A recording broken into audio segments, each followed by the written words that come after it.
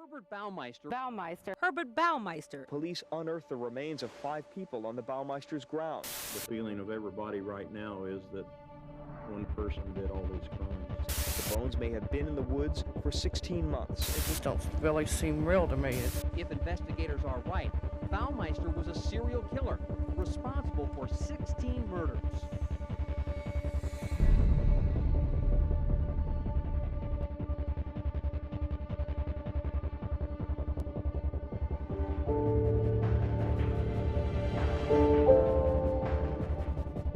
The property was built in 1977 by a family named Markstone.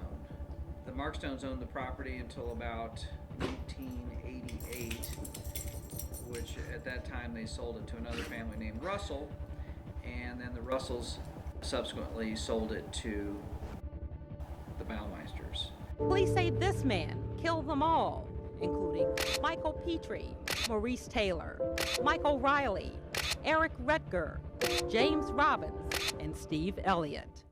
The Baumeisters moved in 1991, and at that time, Herb had moved in with his family, 3 children, and his wife. They owned a company called Save-A-Lot, which were thrift stores that benefited the Indianapolis Children's Bureau. All he would hire was teenage students or boys mainly. Boys. That's it. A couple times he said, well, I got to take him home. He'll leave, and he doesn't come back till noon the next day. The Indianapolis Children's Bureau is Indianapolis' oldest children's charity, and the proceeds from the thrift stores, which is what the stores were, benefited the Indianapolis Children's Bureau. During this time, gay men from downtown Indianapolis were turning up missing. An informant told Indianapolis police that Herb Baumeister was the last one seen with a missing person they were looking for. But Baumeister refused to talk to the cops. A person that had actually been to the property and had had an encounter with Herb was questioned, or came forward and was questioned, and implicated Herb. Anyway, at that point they just didn't have enough evidence. Well, they went to Herb's wife, and she allowed them, while Herb was away with one of the children, to search the property, at which time they found a lot of human remains, bones, in the backyard. Back in the woods, dispersed everywhere, he would take bodies, and after they decomposed, he would scatter them everywhere to lessen the evidence, I guess. Back over there, like I said, there was a burn pile, and just throughout the woods in general, we find bones, especially after the fall or before the fall. We found a femur, which is the large leg bone, a clavicle, collarbone, and that belonged to one of the young men. They were just laying on the ground. The femur was laying out in the woods, close to an area where a lot of other remains were found. It had probably been concealed at some point, maybe in the creek, and an animal drug it out. My mom saw a guy in a red shirt who they believed to be an apparition was walking that way. Supposedly he led us to the femur. One day I came home from work, and probably 4 in the afternoon, very bright outside in the summer, and walked around the back of the house where my husband was painting. Vicki, my wife, hollered up to me and said, "There's a man in the woods in a red shirt." As I was speaking to him, I looked over his shoulder and I saw someone standing not too far from us that looked like a young man, and he had his back to us, and I thought, well, who is that? It must be a friend of ours. And I started to ask my husband, who was in the middle of telling me something, so I didn't interrupt him, but as that happened, the man started to walk towards the woods, walk away from us towards the woods, and I kept looking at him, trying to figure out who it was, thinking it must be someone we know, because he's walking on our property.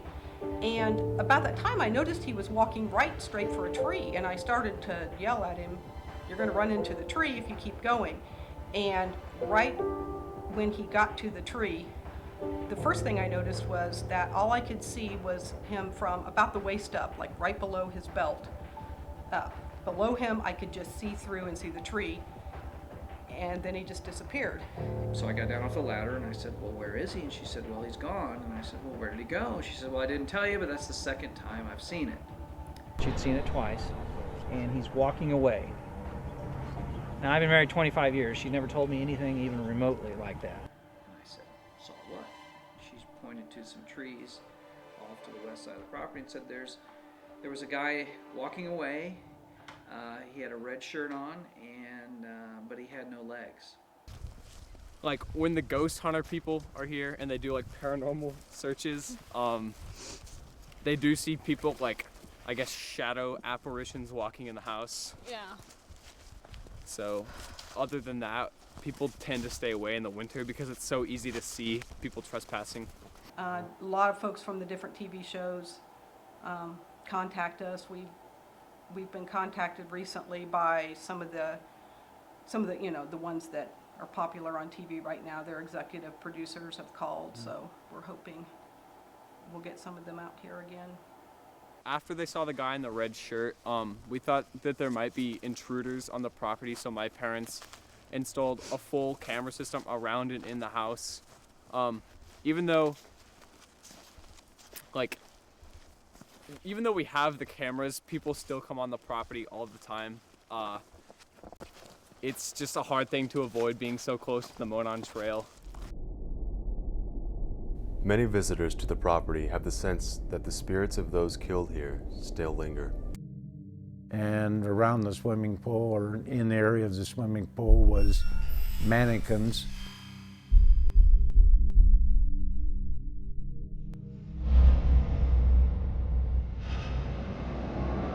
The person I met had said that his name was Brian Smart and that he was a caretaker of the property while the property owner was out of town. You know, you just have someone who's mentally unstable and who is the epitome of where a serial killer starts. They were in the basement of the house at the swimming pool level. And they did some alcohol, did some cocaine. As he told the informant, I've had accidents. So what happened exactly in this pool? So basically, after they were done partying, the unlucky people would come down here. They would go for a swim, and then Herb would bring out the pool hose and say they were going to participate in autoerotic asphyxiation. He would tie the pool hose around their neck. It was supposed to be for kind of like a sexual thrill thing, but he ended up choking them unconscious. And from there, nobody knows for sure other than he dragged them out of the pool. And from there, he killed them if they weren't already dead from the pool hose, and drug them into the back room. Increasingly more common is the practice of capturing spirit images in the ripples of water. Focusing the camera on ripples in the pool informed the investigators that they were not alone. My renter got on the internet and found that a paranormal group had come to the house a year before we moved in. And I called him and I said, did you find anything while you were here? And he said, yes, that's one of the most haunted houses in Indiana. My renter got on the internet and found that a paranormal group had come to the house a year before we moved in. Well, that was in August. He called me in January and said, there's a paranormal conference in town, and there's a group here from the History Channel, the Travel Channel, and the Sci-Fi Channel. We would love to come out, but it's got to be this week. And I said, okay. This group came out, and 30 people with $100,000 worth of equipment, and I recognized a lot of them from television, the Travel Channel, these ghost shows. And they came in our entryway here, and they introduced themselves, and 3 psychics came along. And one of the psychics I recognized from television, she immediately points to the top of the stairs here and says, there's a male spirit standing at the top of the stairs right now, just glaring at me. This is the closet area where Vicki, my wife, doesn't like to go, and where all the psychics say the portal is. Vicky just doesn't like to go past this area, and but supposedly this is where the portal is, where the spirits come and go.